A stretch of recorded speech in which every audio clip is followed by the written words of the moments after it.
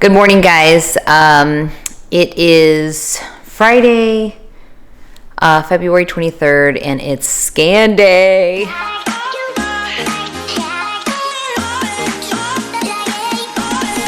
Hi guys, I'm Marina Blackford. Welcome to the channel. I'm a 2-time breast cancer survivor, and I'm here to pay forward all the tips for you cancer fighters, survivors, and anyone trying to go through something hard, but particularly cancer. So today is scan day, and I'm fine with it. I'm totally fine with it.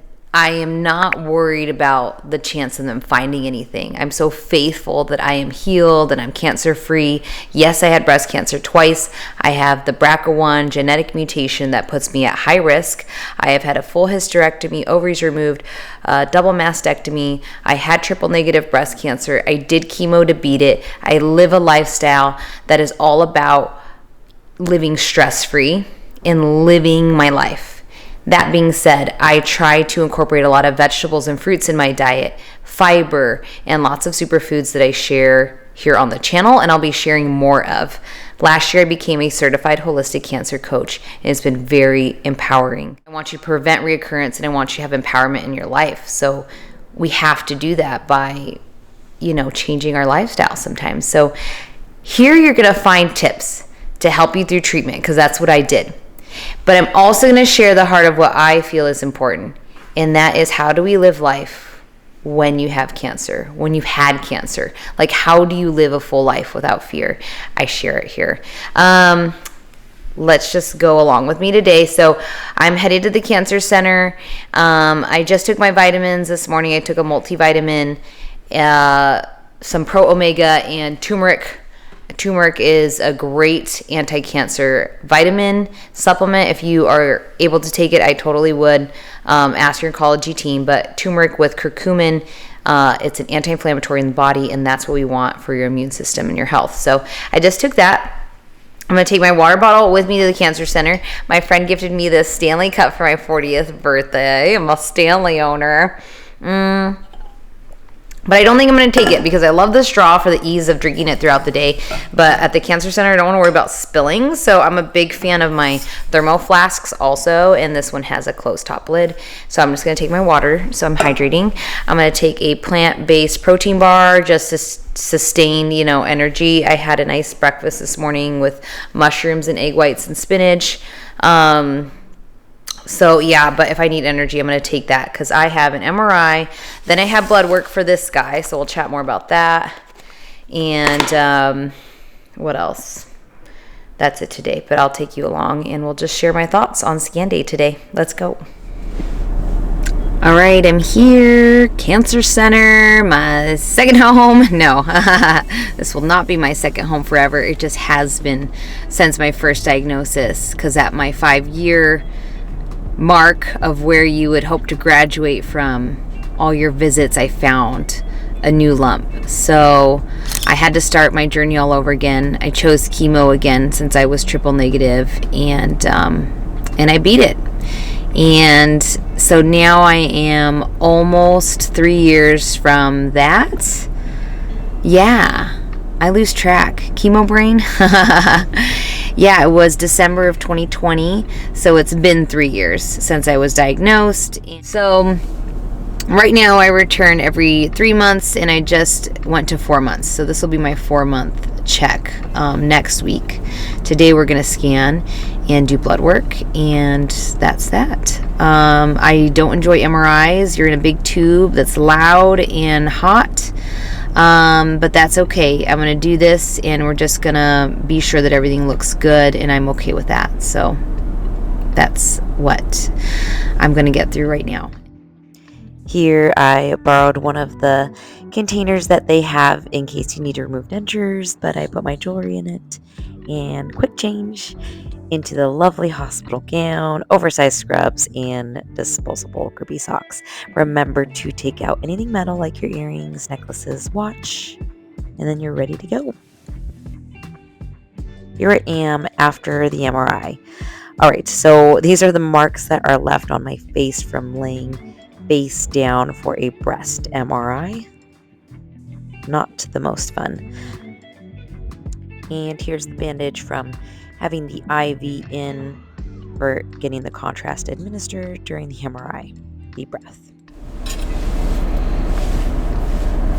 All right. Get myself together. MRI is done. So a breast MRI, if you have gel silicone, if you have silicone implants, takes a little longer than a regular just breast MRI. Breast MRI typically takes about like 35 minutes. But if you have silicone implants, it takes longer. Well, anyways, got through that. It's a little uncomfortable because you're laying on your sternum, but mainly the rib cage. That's where I feel it the most when I'm laying there, is that rib cage. About midway through the MRI, it gets very hot because of what they're doing with the imaging, the magnetic imaging. And then at the end there, it's the IV contrast that I did, right? So then they put the IV in, and that's when you have about 10 minutes left. So that's how that went. I was just going to show you here.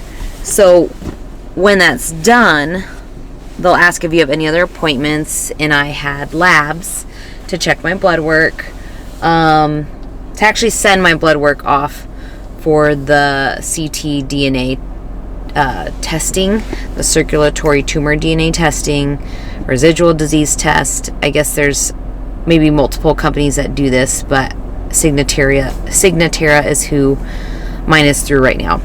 So since I'm having labs, they took out the IV that they administer the contrast, use a different, something different when they take out the blood for your blood that they send off to the lab for the other thing.